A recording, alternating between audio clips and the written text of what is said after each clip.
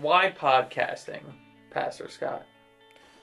Yeah, so we thought about starting this podcast so that way there's an opportunity to, one, get to know us a little bit better, but two, to kind of go maybe a little more in depth on some of the things.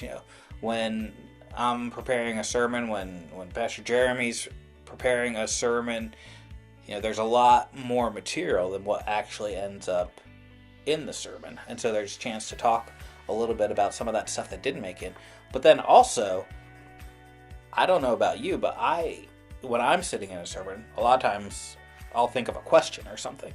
There's never really a chance to ask that question in the middle of a sermon in the way that we do church here in America.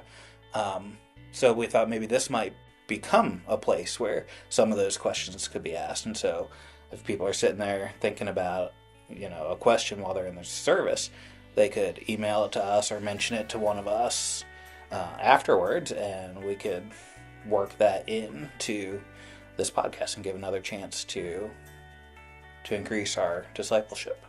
Yeah, absolutely. And I noticed that after a service, if people do have questions, and some people take notes during sermons, that you don't want to interrupt the pastor as everyone's on a line out the door to say, hey, I have this question that might take 5 minutes to answer, and there's 10 people behind me in line trying to get lunch.